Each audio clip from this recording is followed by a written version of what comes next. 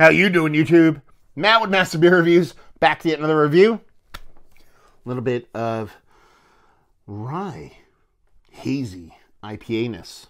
I know how you guys love when I say that, in the form of Calusa Brewing's RIP. You're talking about a rye IPA, hence the RIP, you know, instead of any IPA, you have the rye IPA. And it is dry hopped. Let's see. It is double dry hopped, sorry. Double. Dry hopped with Citra, Columbus, and Chinook. So you can get a little bit of sea action going on here. Listen, this is my fourth beer from Calusa. I had one a couple weeks ago when I was at a brewery. Someone shared a bit with me. And then I had two other ones. I had a barley wine with coffee. It was okay. It was nice. And I had their citronous BIG double IPA, and it was pretty fucking fantastic. So, kind of excited to give this a whirl. For you date Nazis out there, this is the 19th of January. The can is dated that today. In my world, it is actually the 16th of February. Can comes courtesy of Ralph. Thank you very much, brother. Let's dive into it. As far as what it says on here, Calusa, it's Sarasota Brewing, RIP India Pale Ale, double dry hopped rye India Pale Ale with Citra, Columbus, and Chinook hops. 6.8% alcohol by volume, done and done. It's kind of, like I said, has as I've talked about their kind of graphics in the past, it has a kind of a vector-y, kind of new school pop arty, kind of clip arty kind of thing going on there, but I dig it, so I'm not pooping on it by saying that. I'd be a fan. Let's see what the sucker has. Yeah, new brewery to me. Like I said, I had my first taste a couple weeks ago. Before I even said anything, the infinitely generous Ralphie boy was sending me off a bunch, so that doesn't suck. Pinky Finger, Whitehead, nice creaminess, nothing too crazy, pretty uniform bubbles throughout, and she got the haze. When you're talking about a rye IPA, typically you're talking about something a bit darker than that, more getting towards your kind of brownish, reddish kind of color, but here it's more of your rich, deep kind of orange, the stuff that you'd expect from that kind of hazy New England style IPA that everybody knows, loves, and loathes. So, see what the nose has. You know, I get it. I do. Yeah, I'm getting a nice, rich, non-sweetened, like old school kind of fruit juicy kind of orange juice vibe out of it. So I'm getting this kind of orange juicing, but not just sweetened, kind of candied version of what orange juice is nowadays, kind of old school, fresh squeezed orange juice. I'm getting a bit of subtle, nondescript kind of graininess in there, but I'm getting a little bit of that rice spiciness in there too, and I kind of really dig that. Listen, I've had a couple rye-based IPAs, hazier IPAs, and it really fucking works for me. An added component of that rye malt, that rye spiciness that you come to know and loathe or love or hate or whatever you are out there in the beer land, it just works for me in these hazy beers. So I'm not getting a ton of it in there, but it's definitely something that's showing up. So it's something out of the, it's not typical. It has that added component of the rye, so it kind of works for me. So it smells nice. It's nothing overly impactful nose-wise.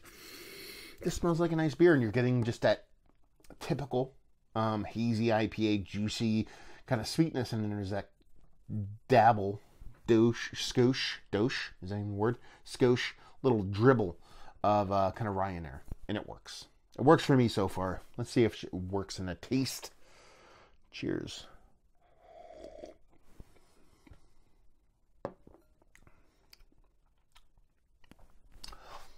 That's okay. That's okay. It's nothing mind-blowing. The sweetness is where this one kind of jumps the shark for me.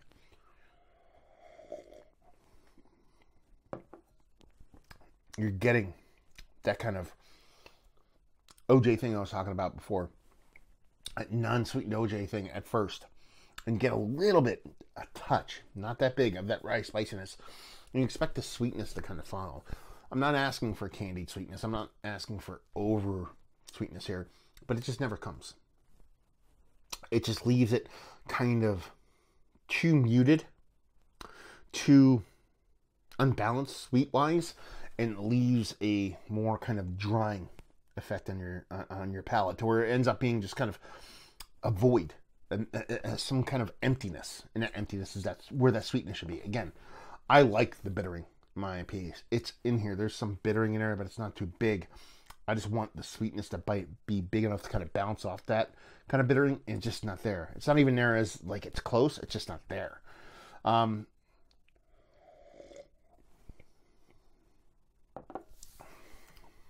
that be a rye thing? Sure. But like I said, I've had some hazy kind of rye leaning IPAs, and they haven't lacked this much sweetness. So yeah, it's a tasty beer. You know, the mouth feels nice. The way that kind of hops come off in a fruity way that they do. The bittering is a little bit generic, but it works for me. And it's super chuggable. It just, that sweetness is too low to really kind of get me in that kind of jazzed up mode about it. Yeah, not bad though. Interesting beer still. Let's put it that way. And that's been my thing with a lot of these hazy New England style IPAs. There's like a couple schools that people fall in. There's either the people that nail it and crush it and make it fucking fantastic. Then there's that group that is trying to make the beers that are from the people that are crushing it. Then there's people that are just making a hazy beer, but they're in their own thing with it. So that has their personality. Maybe it's not the most tightly executed or most pronounced fruit or hop or whatever you want to call it, kind of beer. But those are the ones I kind of dig. You know, it's kind of like, I can respect you if you're trying to be as good as Jimi Hendrix. But if you're trying to be Jimi Hendrix, that doesn't work for me.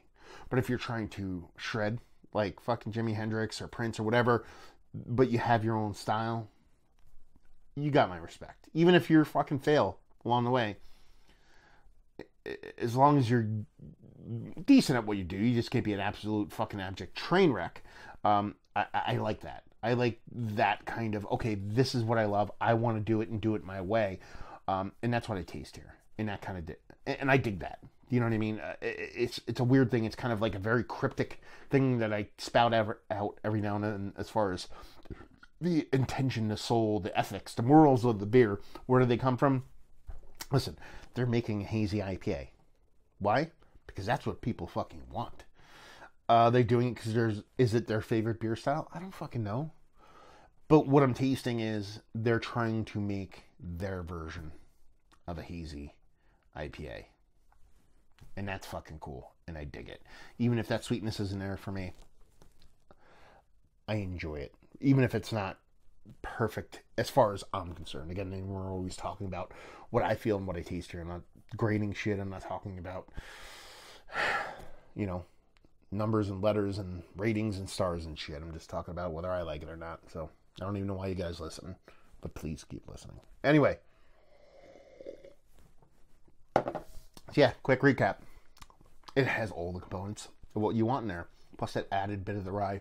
For me, it just falls a little bit short in the sweetness category to kind of make it work. Fruit is nice. The kind of green and well generic works for me. And the mouth feels nice. The added rye component, a little bit of spiciness.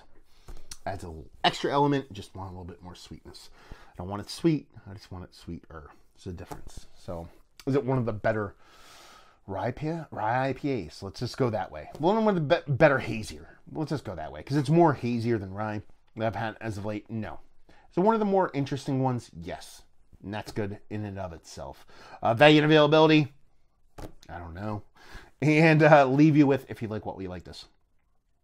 If you like breweries trying to do good things. I get that vibe about Calusa. I do. Limited exposure, granted. But the barley one didn't knock me off my feet. The stout I had originally did.